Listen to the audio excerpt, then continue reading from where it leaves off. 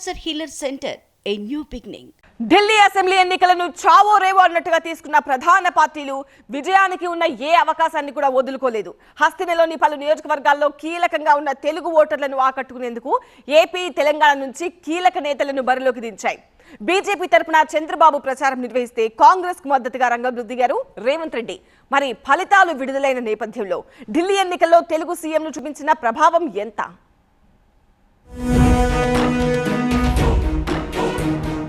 కూటమిలో విభేదాలు ఢిల్లీ ఎన్నికల్లో అటు ఆప్ను ఇటు కాంగ్రెస్ ను నిండా ముచ్చేస్తే ఎన్డీఏలోని ఐక్యతా రాగం బీజేపీకి కలిసొచ్చింది.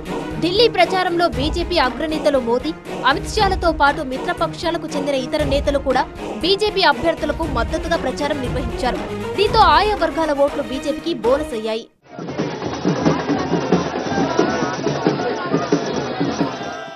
ఎన్డీఏ కూటమిలో కీలక పాత్ర పోషిస్తున్న ఏపీ సీఎం చంద్రబాబు ఢిల్లీ ఎన్నికల్లో బీజేపీకి మద్దతుగా ప్రచారం నిర్వహించారు. ఢిల్లీలోని షాహదారా ప్రాంతంలో బీజేపీ అభ్యర్థి తరపున క్యాంపెయిన్ చేశారు. ఈ సందర్భంగా ఢిల్లీ అభివృద్ధి బీజేపీతోనే సాధ్యమన్న చంద్రబాబు, కేజ్రీవాల్ పాలనలో హస్తిన అన్ని రంగాల్లో వెనకబడిపోయిందని ఆరోపించారు. బీజేపీ ప్రభుత్వం తీసుకొచ్చిన అభివృద్ధి కార్యక్రమాలను ఓటర్లకు వివరించిన చంద్రబాబు, తాగునీరు, వాతావరణ కాలుష్యం వంటి సమస్యల పరిష్కారానికి బీజేపీ గెలుపు అవసరమని తెలిపారు. మన దేశ రాజధాని బాగుండాలి, మన రాష్ట్ర రాజధాని బాగుండాలని కోరుకుంటాం. అలాంటి ఈ ప్లేస్ లో మళ్ళీ మనందరం ఊపిరి పీల్చుకోవాలంటే నరేంద్ర మోడీ గారు ఆక్సిజన్ మనకిస్తే తప్ప ఈ ఢిల్లీకి మోక్షం లేదని మరొకసారి ఢిల్లీ వాసులందరికీ విజ్ఞప్తి చేస్తున్నాను. ప్యాలెస్ లు కట్టుకున్న వారిని ఏపీ ప్రజలు తిరస్కరించి తిప్పికొట్టారన్న చంద్రబాబు, ఢిల్లీలో కూడా అద్దాల భవంతులు కట్టుకున్న కేజ్రీవాల్ వంటి వారిని తరిమి కొట్టాలని ఓటర్లకు పిలుపునిచ్చారు. రాజకీయాలంటే అధికారం కోసం కాదు, ప్రజా సేవ కోసం.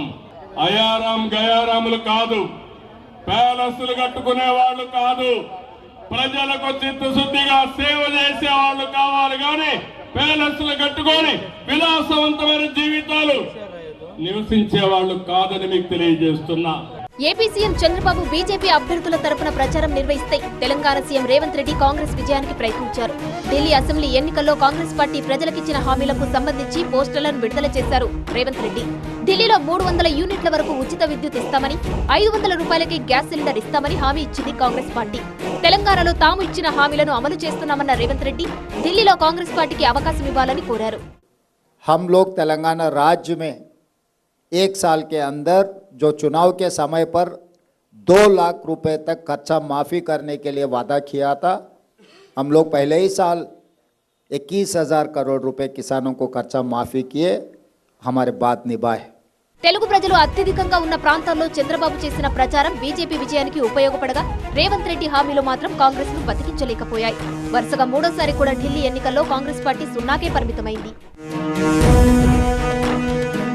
Cancer Healer Center, a new beginning.